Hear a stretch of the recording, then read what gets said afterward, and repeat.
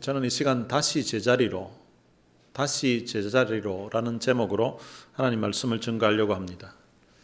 살이 찐 사람들이 다이어트를 결심하고 다이어트를 시도하는 경우들이 종종 있습니다. 다이어트를 결심하고 시도한다고 해서 다이어트를 다 성공하는가 하면 그것은 아닙니다. 그런데 종종 다이어트를 결심하고 시도해서 어렵게 성공을 하는 사람들이 있습니다. 다이어트를 성공해서 본인이 원하는 체중이 되어서 너무너무 좋아했었는데, 그런데 얼마 지나지 않아서 다시 원상태로 돌아가는 그런 상황을 경험하는 사람들도 또한 많이 있습니다. 다이어트를 성공하는 것도 중요하지만 성공한 상태의 체중을 유지하기 위해서는 다이어트를 할 때의 식사 습관과 그리고 운동 습관을 계속 유지를 해야 합니다. 그런데 그것을 유지하지 못해서 다시 다이어트하기 전에 그 체중으로 원상 복귀가 되는 그런 경우들이 있는 것입니다. 다이어트를 한번 하는 것이 중요한 것이 아니라 다이어트를 할 때의 그 식사 습관과 운동 습관이 몸에 배이게 해서 그 상황을 계속 유지하는 것이 더 중요하다는 것입니다. 우리 육신의 건강을 위하여서 다이어트를 하는 것뿐만 아니라 영적인 우리 신앙생활도 사실은 원리가 마찬가지입니다.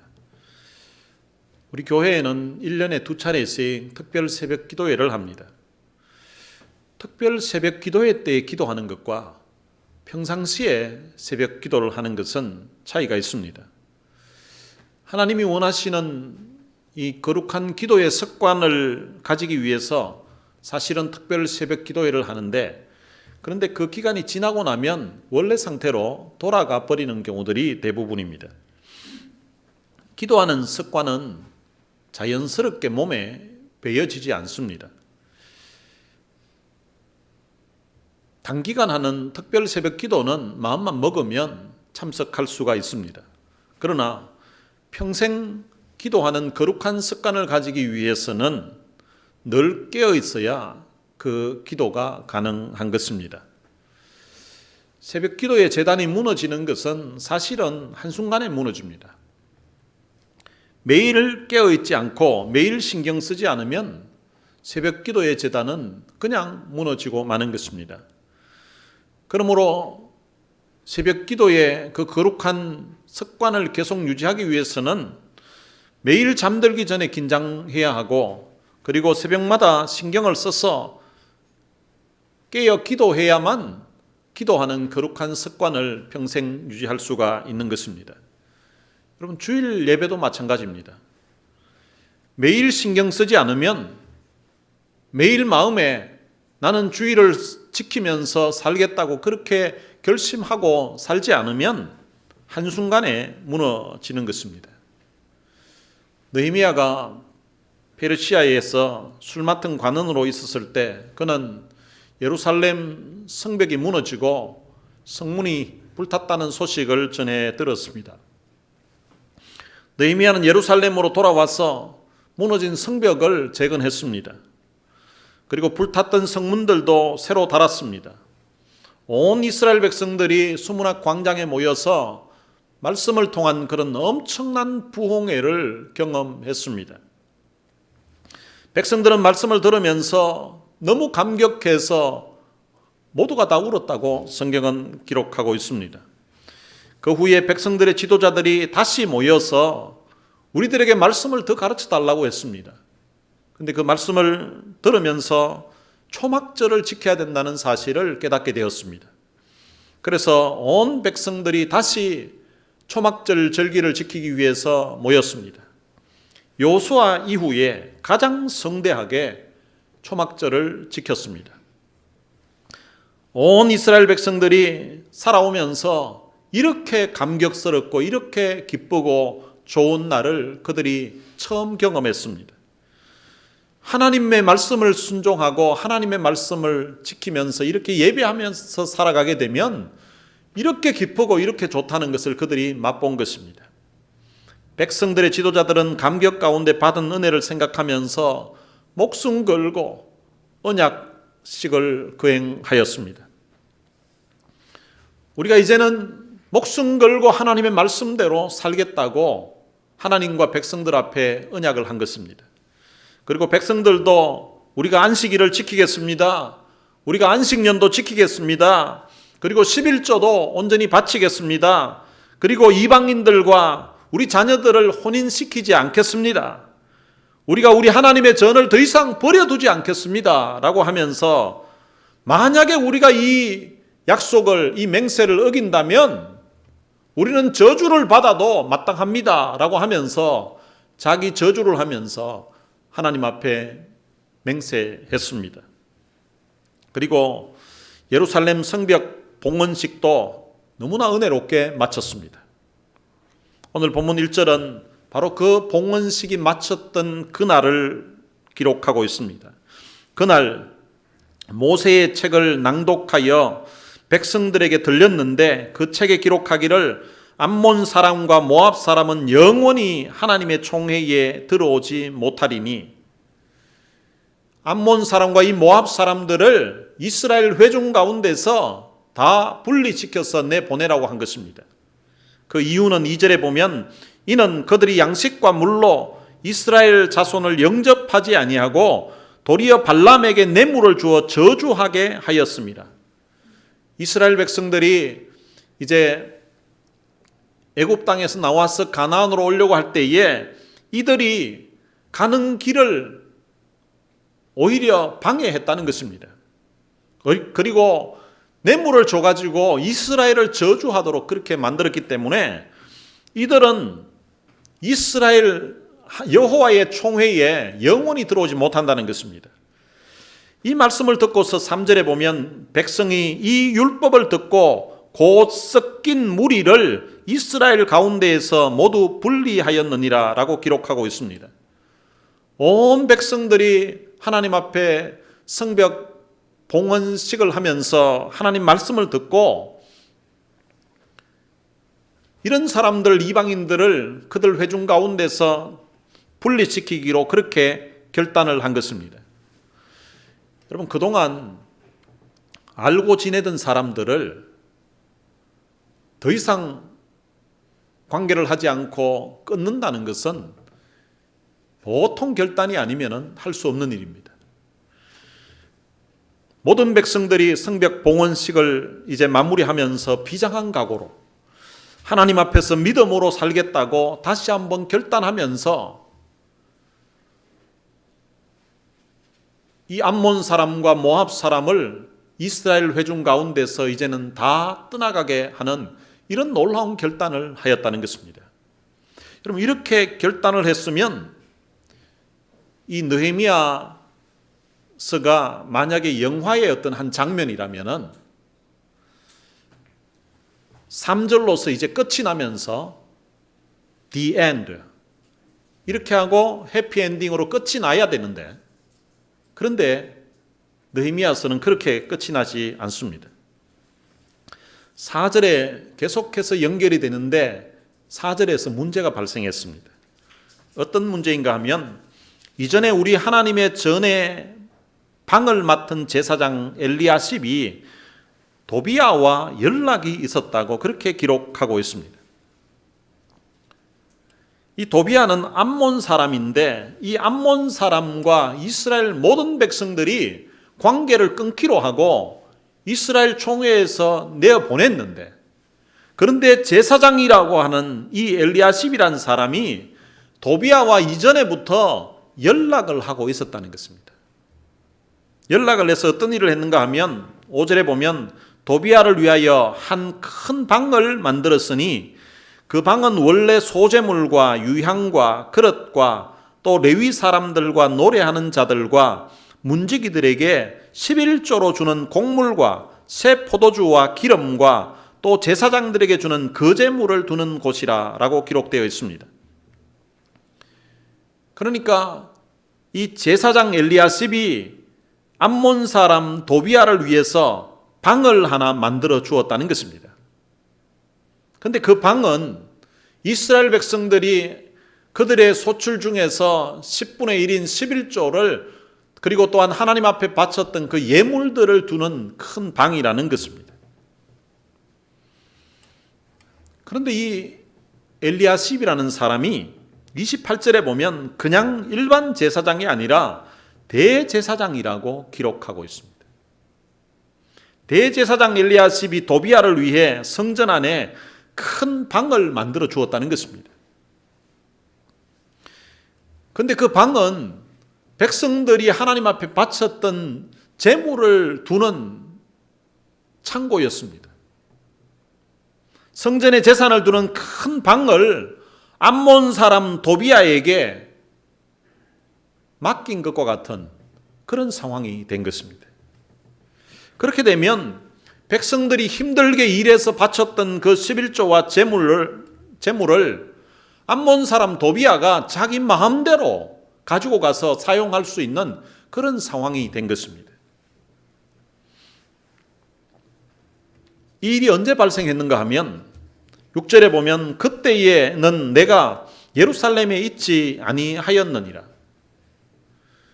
암몬 사람 도비야에게 방을 내어줘 가지고 성전에 있는 재산을 마음대로 쓰게 했을 그때에 느헤미야는 예루살렘에 있지 않았다고 그렇게 성경은 기록하고 있습니다. 그럼 느헤미야는 도대체 어디 갔는가?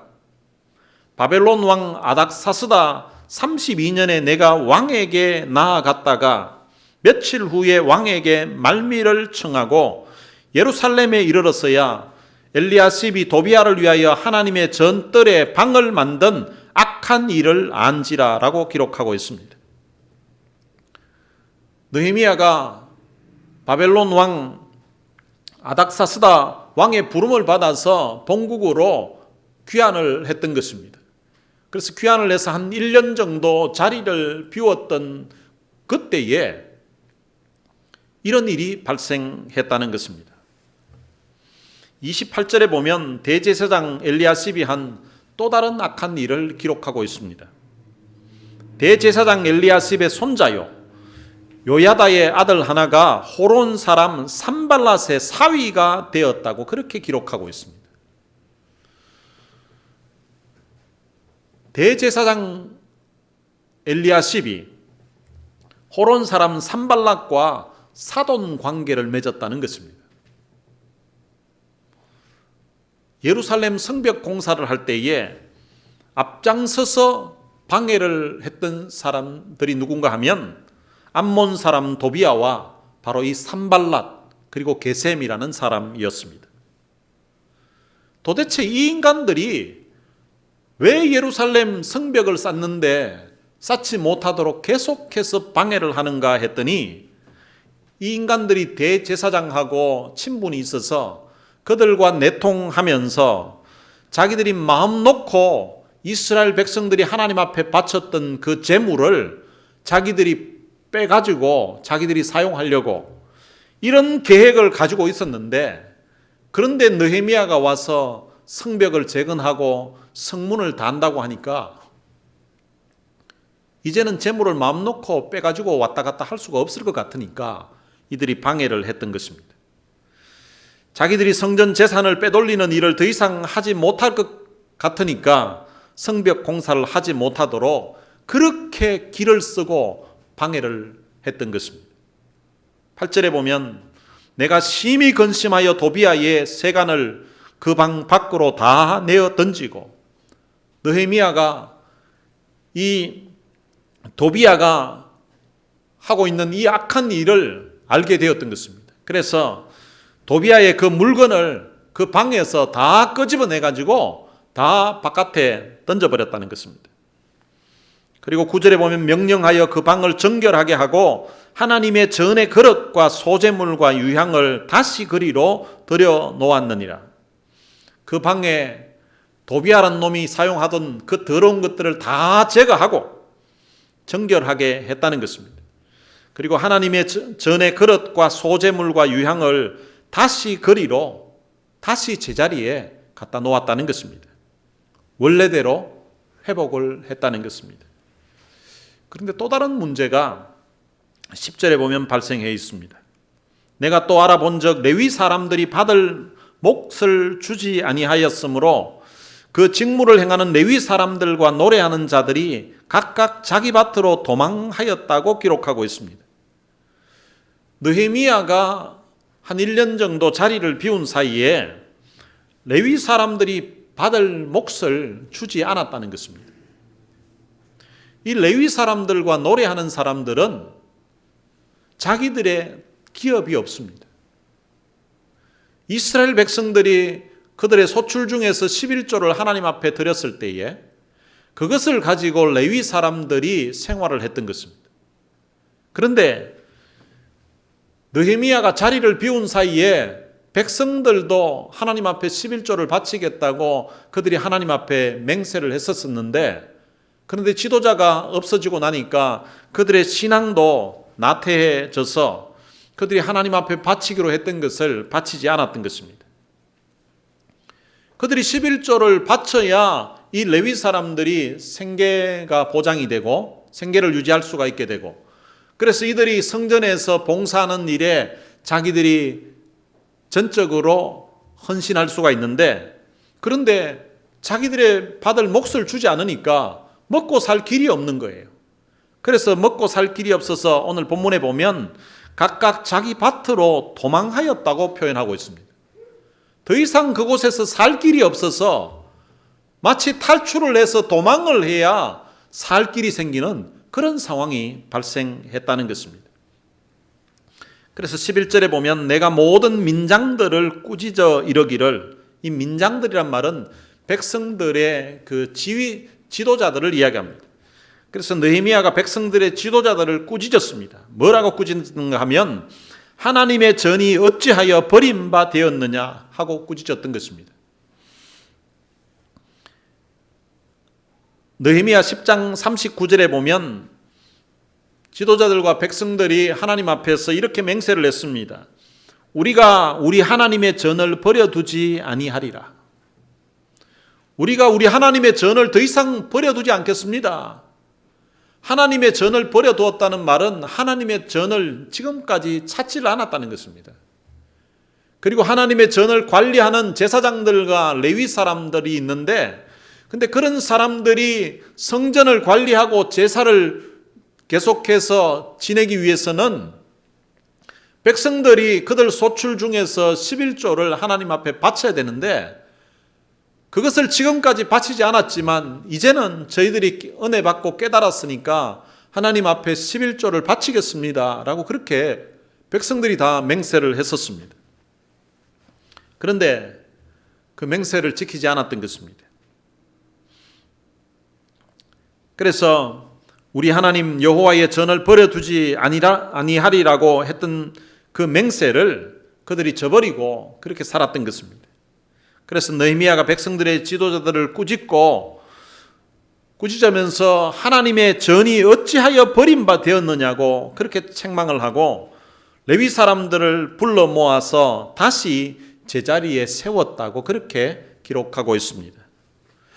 레위 사람들을 불러서 다시 제자리에 세웠다는 것은 하나님의 전을 버려두지 않겠다고 한 약속을 다시 지키게 되었다는 의미입니다. 레위 사람을 불러서 다시 제자리에 세웠다는 것은 11조와 그리고 예물을 다시 이스라엘 백성들이 바치게 되었다는 것을 의미합니다. 레위 사람들을 불러 다시 제자리에 세웠다는 것은 백성들의 신앙이 다시 회복되었다는 것을 의미합니다. 레위 사람들을 불러 다시 제자리에 세웠다는 것은 이스라엘의 무너진 그 예배가 다시 회복되었다는 것을 의미하는 것입니다. 그런데 또 다른 문제가 발생했습니다. 그 문제는 안식일에 일을 하게 되고, 그리고 안식일에 이방인들이 들어와서 예루살렘 성 안에서 장사를 하는 그런 일이 발생한 것입니다. 느헤미야가 모든 귀인들을 꾸짖었습니다. 너희가 어찌 이 악을 행하여 안식일을 범하느냐고 하면서 그들을 꾸짖었습니다.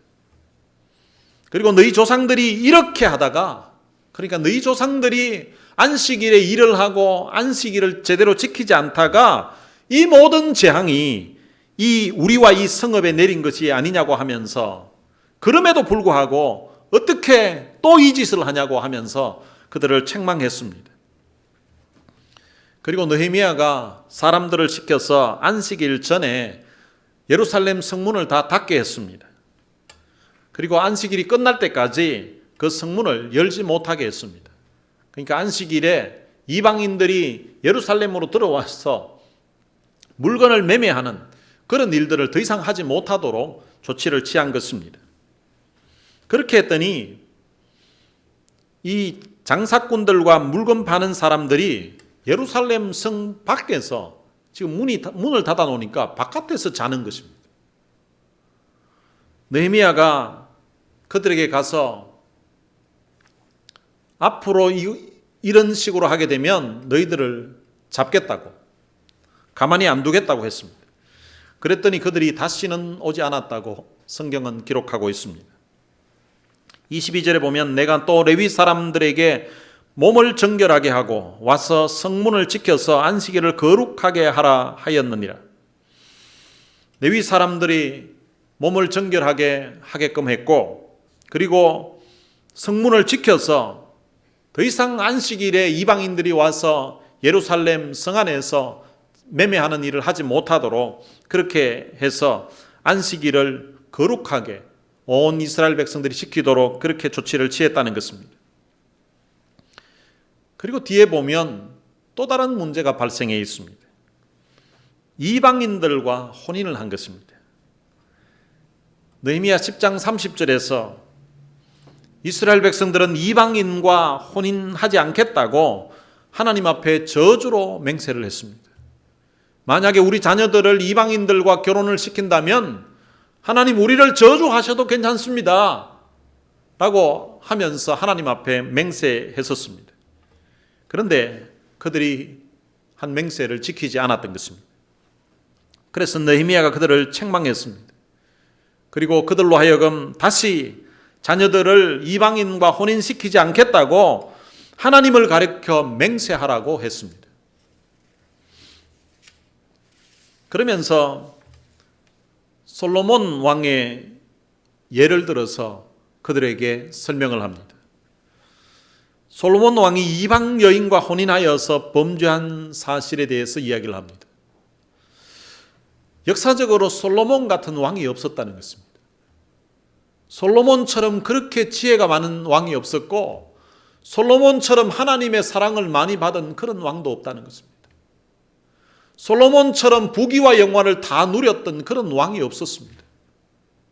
그런 하나님의 큰 은혜를 입었던, 큰 사랑을 받았던 솔로몬 왕도 이방 여인과 혼인을 하게 되면서 이방 여인들이 우상을 가지고 와서 온 이스라엘 나라를 우상 숭배하는 그런 나라로 만들었다는 것입니다.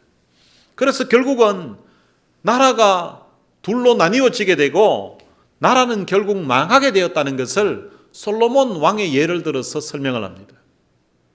솔로몬처럼 그렇게 은혜를 받고 그렇게 지혜로운 사람도 이방 여인이 들어오고 나니까 결국은 그 이방 여인이 가지고 왔던 우상을 통하여서 나라가 망하게 되었다면, 오늘 우리 같은 사람들이야 어떻게 되겠냐고. 솔로몬이 그렇게 망하게 된 것을, 그 이후에 망하게 된 것을 우리가 역사적으로 보아서 알지 않느냐고. 그럼에도 불구하고 자녀들을 이방인들과 혼인을 시키냐고 하면서 그들을 책망했습니다. 그런데 28절에 보면요, 대제사장 엘리야십의 손자 요야다의 아들 하나가 호론 사람 산발랏의 사이가 되었다고 기록하고 있습니다. 이방인들과 결혼을 하는데 대제사장이라는 사람이 산발랏과 사돈 관계를 맺었다는 것입니다. 산발랏은 예루살렘 성벽을 건축할 때에 가장 앞장서서 방해를 했던 사람입니다. 그런데 그 인간과 대제사장이라는 사람이 사돈 관계를 맺었다는 것입니다. 여러분, 우리의 신앙은 대제사장이라는 이런 직분이 신앙을 보장해 주지 않습니다. 이 대제사장이라는 것은 우리 교단으로 치면은 총회장과 같습니다. 여러분, 총회장이 되었다고 해서 그 사람의 믿음이 하나님 앞에 바르게 서 있다고 보장이 되는 것이 아닙니다. 여러분, 대제사장도 무너지려고 하니까 이렇게까지 무너지는 거예요. 여러분, 일반 제사장도 이방인들과 결혼을 시켜서는 안 될 것인데, 대제사장이라는 사람이 이방인들 중에서도 하나님의 그 성벽을 쌓는데 가장 앞장서서 방해하던 그 인간하고 사돈 관계를 맺었다는 것입니다. 목사라고 해서 그 신앙을 목사의 직분이 보장해 주지 않습니다. 장로라고 해서 그 직분이 신앙을 지켜주지 않습니다. 권사라고 집사라고 해서 그 직분이 오늘 우리의 신앙을 유지하도록 만들어주지 않는다는 것을 이 대제사장 엘리야십의 모습을 보면 우리가 알 수가 있습니다. 그래서 30절에 보면 내가 이와 같이 그들에게 이방 사람을 떠나게 하여 그들을 깨끗하게 하고 또 제사장과 레위 사람의 반열을 세워 각각 자기의 일을 맡게 하였다고 그렇게 기록하고 있습니다. 대제사장 엘리야십은 느헤미야가 아예 쫓아내어서 자기를 떠나게 했다고 앞부분에 기록하고 있습니다. 그리고 백성들로 하여금 이방 사람을 떠나게 한 것입니다. 그리고 그들을 깨끗하게 하였다고 성경은 기록하고 있습니다.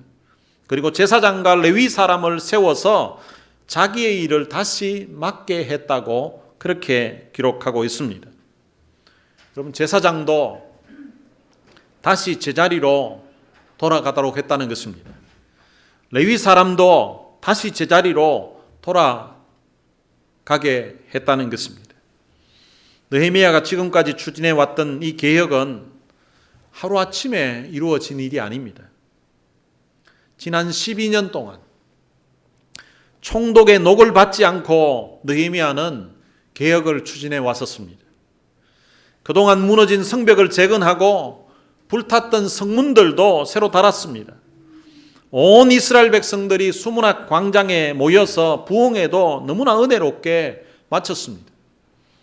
여호수아 이후에, 그러니까 가나안 땅에 온 이후에 가장 성대하게 초막절 절기를 지켰습니다. 백성들의 지도자들은 목숨 걸고 하나님 앞에 이제는 말씀대로 살겠다고 하면서 언약을 했습니다. 그리고 백성들도 우리가 안식일을 지키겠습니다. 우리가 안식년도 지키겠습니다. 그리고 11조도 바치겠습니다. 그리고 이방인들과 혼인하지 않겠습니다.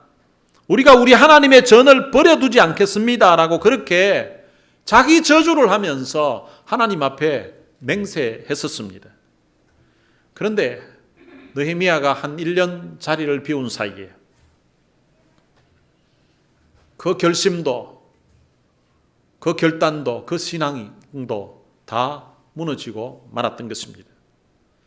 저는 백성들의 지도자들이 목숨 걸고 언약한 것이 그냥 거짓으로 언약했다고는 생각하지 않습니다. 백성들이 하나님 앞에 말씀을 통하여서 은혜를 받고 하나님, 우리가 앞으로는 안식일을 지키겠습니다. 11조를 바치겠습니다. 이방인들과 결혼하지 않겠습니다. 라고 했던 그 맹세가 거짓에서 나와서 한 맹세라고는 생각하지 않습니다. 말씀을 들으면서 받은 은혜, 받은 사랑이 너무 감사해서 자원해서 하나님 앞에 언약하고 자원해서 맹세한 것이라고 저는 믿습니다. 그럼에도 불구하고 지도자 예레미야가 한 1년 자리를 비운 사이에 그들의 신앙은 너무나 처참하게 무너지고 말았던 것입니다. 예수님이 십자가를 지고 돌아가시기 전날 밤에 예수님은 사랑하는 제자들에게 오늘 밤에 너희가 다 나를 버리리라 라고 그렇게 말씀하셨습니다. 그때 그 주님의 말씀을 듣고 수제자 베드로가 다 주를 버릴지라도 나는 언제든지 버리지 않겠나이다 라고 그렇게 큰 소리를 쳤습니다. 그 말을 들었던 주님이 내가 진실로 내게 이르노니 오늘 밤 닭 울기 전에 3번 네가 나를 부인할 것이라고 그렇게 말씀하셨습니다. 그 말을 들었던 베드로는 주님에게 내가 주와 함께 죽을지언정 주를 부인하지 않겠습니다 라고 그렇게 고백을 했습니다. 저는 이 베드로의 고백이 거짓이라고 생각하지 않습니다. 주님께 받은 사랑을 생각하고 받은 은혜를 생각하면서 내가 인간적인 의리를 생각했으라도 어떻게 내가 주님 모른다고 부인할 수 있어? 어떻게 내가 주님을 버리고 도망을 칠 수 있어? 그런 일은 내 생에 있을 수 없어. 내가 누군데? 하면서 자신만만하게 큰 소리 쳤습니다. 그런데 불과 몇 시간이 지나지 않아서 베드로는 주님을 모른다고 부인하고 말았습니다. 그것도 3번씩이나, 그것도 맹세하고 저주하면서까지 주님 모른다고 부인했던 것입니다. 베드로가 내가 주와 함께 죽을지언정 주를 부인하지 않겠다고 한 맹세는, 그 고백은 그의 마음 중심에서 우러나오는 진실된 고백이었을 것입니다. 아마 베드로는 자기는 절대 주님을 부인하는 일이 없을 것이라고 그렇게 마음으로 그렇게 믿고 있었을 것입니다. 어떤 어려움이 온다 할지라도, 주님과 자기 사이에 어떤 시험이 온다 할지라도 자기는 주님을 향한 그 마음이 흔들리지 않을 것이라고 그렇게 생각했던 것입니다. 그런데 베드로가 몰랐던 사실이 하나 있습니다. 영적인 전쟁은 인간적인 의리로, 인간적인 정으로 영적인 전쟁에서 승리할 수 없다는 사실입니다. 영적인 전쟁은 인간적인 의리를 가지고 그리고 내 마음의 결단을 한다고 해서 이길 수 있는 것이 아니라 영적인 전쟁은 영적으로 준비해야 되는 것입니다. 그래서 주님은 시험에 들지 않게 깨어있어 기도하라고 말씀하셨습니다. 영적인 준비는 말씀으로 준비하고 깨어있어 기도하고 있어야 영적인 싸움에서 승리할 수 있는데 베드로가 그 사실을 몰랐던 것입니다. 베드로는 시험에 들지 않게 깨어있어 기도하라고 하셨던 그 주님의 말씀을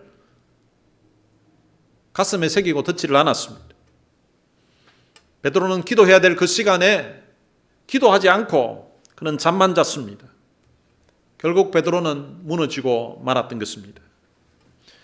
여러분, 대제사장도 이렇게 무너지고 예수님의 수제자 베드로도 이렇게 무너진다면 여러분, 우리도 얼마든지 무너질 수 있는 그런 가능성을 가지고 있는 연약한 인생이라는 것을 우리는 늘 생각하고 살아야 됩니다. 우리도 깨어있어 기도하고 준비하지 않으면 시험이 닥쳐올 때에 이렇게 무너질 수밖에 없다는 것입니다. 지금 여러분들의 상황은 어떻습니까? 혹시 무너져 있지는 않습니까? 여러분, 무너져 있다면 대제사장들과 레위 사람들을 다시 제자리에 세웠던 것처럼 우리도 다시 제자리로 돌아가기를 원합니다. 하나님의 은혜를 받고서 그 은혜에 감격하고 그 사랑에 감격했던 그 은혜의 자리로 다시 돌아가기를 원합니다. 주님의 십자가의 사랑에 감격해서 주를 위해 살겠다고 다짐하고 결단하던 그 은혜로운 자리로 다시금 돌아가기를 원합니다. 주님을 위해서 11조도 드리겠고 주님을 위해서 내 목숨까지라도 헌신하며 살겠다고 다짐했던, 결단했던 그 은혜로운 자리로 다시금 돌아가기를 원합니다. 하나님이 원하시는 바로 그 자리, 주님이 기대하시는 바로 그 자리로 돌아가는 그런 역사가 여러분들의 심령에, 여러분들의 신앙의 삶에 있게 되시기를 주님의 이름으로 축복합니다. 오늘 들은 말씀 생각하면서 같이 찬양을 한 곡 부르겠습니다. 오직 믿음으로 라는 찬양입니다. 세상 흔들리고 사람들은 변하여도 나는 주를 섬기리. 주님의 사랑은 영원히 변하지 않네. 나는 주를 신뢰해. 믿음 흔들리고 사람들 주를 떠나도 나는 주를 섬기리.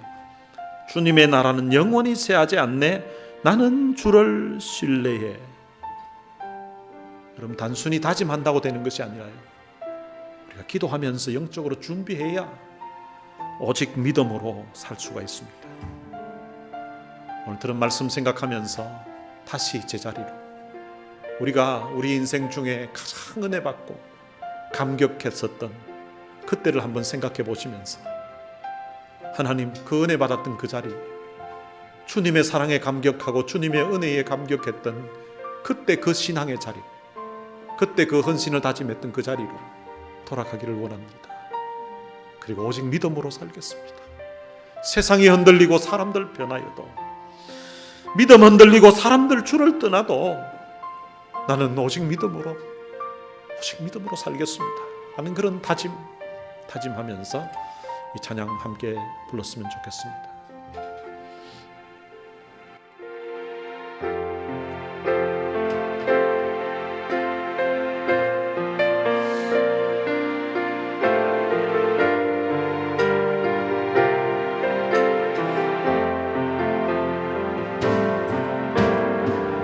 세상 흔들리고 사람들은 변하여도 나는 주를 섬기리.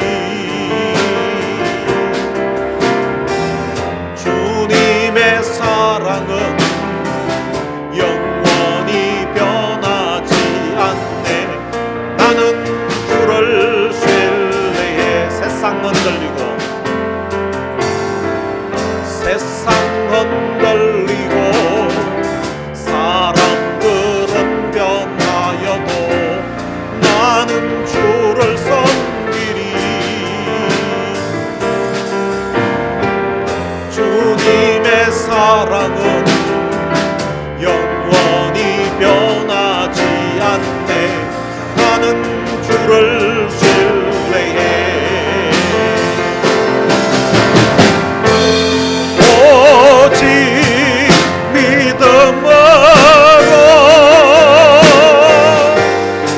믿음으로 내가 살리라.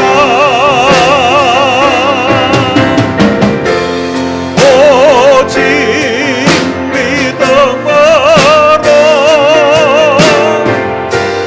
믿음으로 내가 살리라. 믿음 흔들리고 사람들 주를 떠나도 나는 주를 섬기니. 주님의 나라는 영원히 쇠하지 않네. 나는 주를 신뢰해.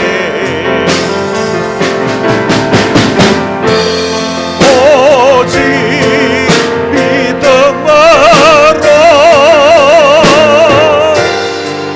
믿음으로 내가 살리라.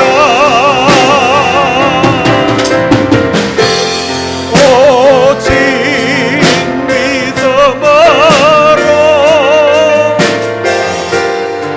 믿음으로 내가 살리라. 세상 흔들리고 사람들은 변하여도 나는 주를 섬기리.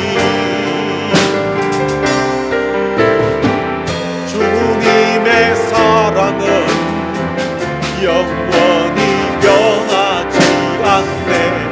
나는 주를 신뢰해. 오직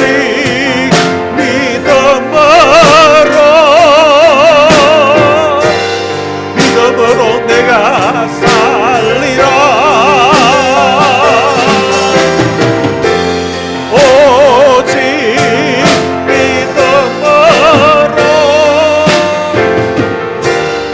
믿음으로 내가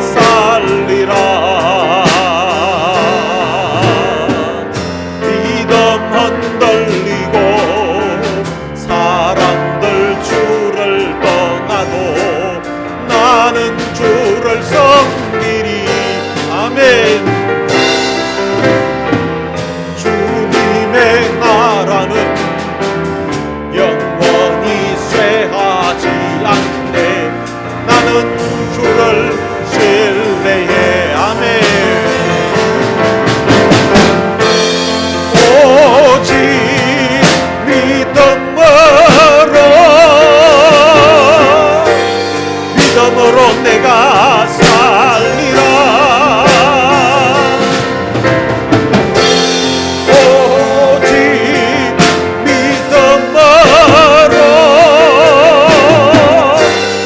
믿음으로 내가 살리라. 오직 의인은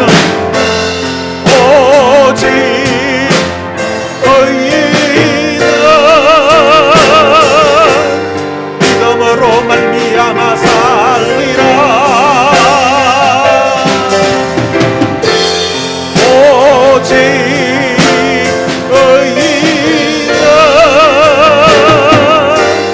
믿음으로 말미암아 살리라. 오직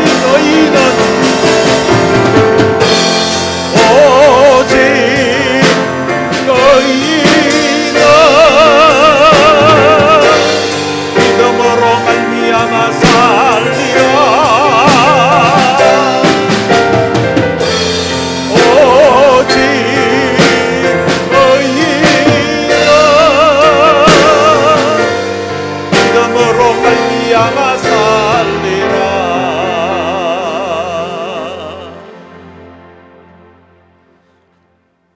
오늘들은 말씀을 생각하면서 하나님, 다시 제자리로 돌아가겠습니다.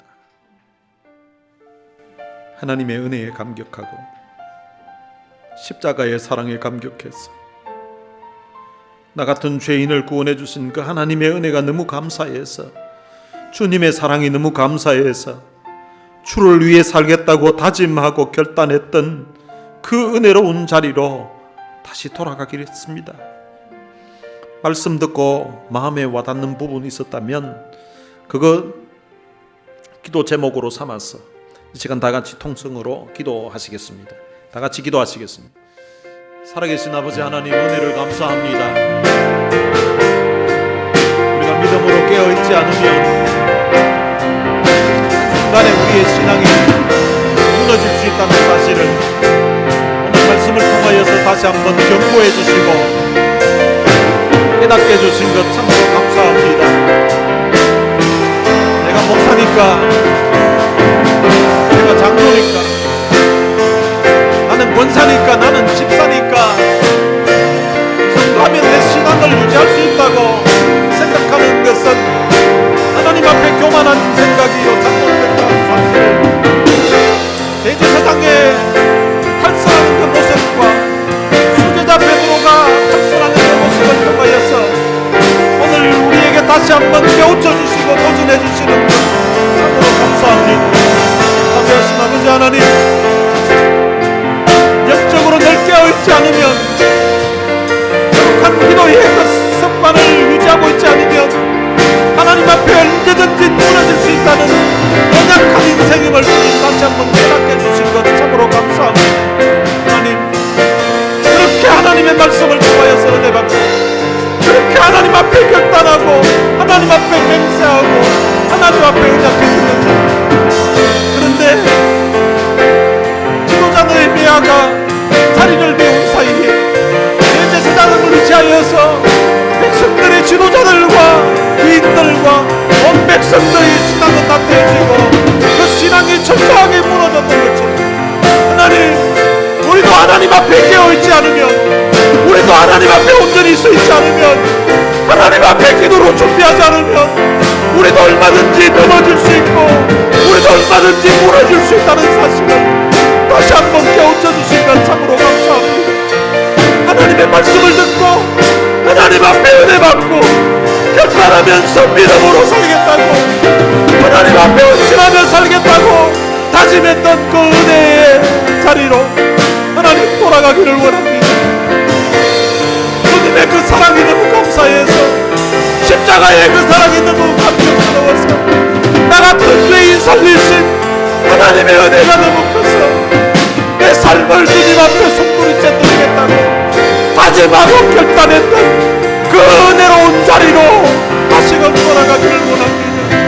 하나님, 온 성도들이 하나님 앞에 말씀 듣고 가슴 뭉클해하며 가슴 설레하며 가슴 뜨거웠던 하나님 그 은혜로웠던 그 예배의 자리로 다시금 돌아가기를 원합니다. 살아계신 아버지 하나님, 우리의 인생 가운데 하나님 말씀 듣고 가슴 뜨거워했던, 하나님 말씀 듣고 가슴 벅찼던, 가슴 저리는 하나님의 사랑이 너무 감사해서 남은 삶을 주를 위해 살겠다고 다짐하고 결단했던 그런 이들이 하나님 다시금 제자리로, 다시 제자리로 돌아갈 수 있도록 하나님 은혜를 베풀어 주옵소서. 받은 사랑이 너무 커서, 받은 은혜가 너무 감격스러워서 철저하게 이제는 말씀대로 살겠다고 다짐하고 결단하고 하나님 앞에 눈물로 기도했던 그 은혜로운 자리로 하나님 다시금 돌아가기를 원합니다. 하나님, 지금 하나님의 품을 떠나 있던 인생들이 하나님 다시금 하나님의 품으로 돌아오게 하여 주옵소서. 말씀 듣고 하나님 은혜로운 그 자리로, 내가 전에 하나님 앞에 예배드렸던 그 자리로 하나님 앞에 눈물로 감격하며 하나님의 그 사랑이 너무 고마워서 하나님의 은혜에 감격했던 그 자리로 다시금 돌아가게 하여 주시옵소서. 자비하신 아버지 하나님, 오늘 우리의 심령에 다시금 부흥이 일어나게 하여 주옵소서. 말씀 듣고 깨닫고 말씀 듣고 눈시울이 뜨거웠던 그 어려웠던 그 자리로 다시금 돌아가게 하여 주시옵소서. 다시 제자리로, 다시 제자리로, 하나님 우리의 영적인 상태가 다시 제자리로 돌아가게 해주시고, 오늘 우리의 신앙이 다시 제자리로 돌아가게 해주시고, 오늘 우리의 예배가 다시 감격했던 그 자리로 돌아갈 수 있도록 우리 하나님 역사해 주옵소서. 하나님이 말씀 듣는 모든 이들이 다시 제자리로 돌아가게 하여 주옵소서. 하나님, 우리가 주님 말씀 듣고 말씀에 감격해하고 하나님의 은혜에 감격했던 그 자리로 다시 돌아가게 하여 주옵소서. 사랑하신 아버지 하나님, 오늘 이 말씀이 오늘 듣는 이들 가슴을 울리는 말씀이 되게 해주시고, 듣는 이들의 잠자는 영혼을 깨우는 말씀이 되게 해주시고, 다시 제자리로 돌아가는 놀라운 역사가 일어날 수 있도록 우리 하나님의 은혜를 주시고, 우리 하나님의 역사에 일어나기를 원합니다. 살아계신 아버지 하나님, 하나님의 우리를 축복해 주셨습니다. 우리의 심령을 다시 깨워주셨습니다. 다시 제자리로 돌아가는 그런 은혜로 이 모든 심령들에게 나타나게 하여 주시옵소서.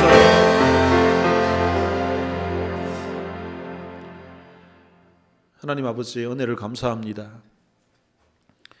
그렇게 하나님의 귀한 은혜를 받고 결단하고 다짐했었지만 대제사장도 무너지고 백성들의 지도자들도, 그리고 백성들도 지도자 느헤미야가 한 1년 자리를 비운 사이에 그들의 신앙이 무참히 무너졌던 그 사실을 오늘 배우면서 하나님, 우리의 신앙도 하나님 앞에 영적으로 깨어있지 않으면 무너질 수 있다는 사실을 다시 말씀을 통하여서 깨우쳐 주신 것 참으로 감사합니다.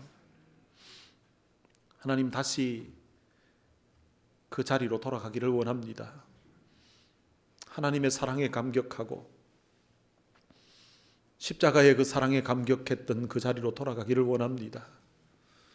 하나님께 받은 은혜가 너무 커서, 하나님께 받은 사랑이 너무 커서, 나 같은 죄인 살리신 그 하나님의 은혜가 너무 감사해서 주를 위해 살겠다고 눈물로 다짐하고 하나님 앞에 감격해 했던 그 은혜로운 자리로 돌아가기를 원합니다. 예배 드릴 때 가슴이 뭉클하고, 예배 드릴 때 참 눈시울이 뜨거웠고, 예배 드릴 때 하나님의 그 사랑이 너무 감격스러워서 예배 드렸던 그 눈물의 자리로, 그 은혜의 자리로 다시 돌아가기를 원합니다. 오늘 이 말씀을 듣는 모든 심령들의 마음이 하나님 앞에 받은 은혜가 너무 감사해서, 받은 사랑이 너무 커서 주를 위해 살겠다고 다짐하고 결단했던 그 자리로 다시 돌아가는 그런 역사가 일어나게 하여 주옵소서. 우리 주 예수 그리스도의 은혜와 하나님의 무한하신 사랑과 성령님의 위로교통 충만하심이 다시 그 자리로 돌아가기를 소망하는 주의 귀한 자녀들 머리 위에 이제로부터 영원토록 함께 있을지어다. 아멘.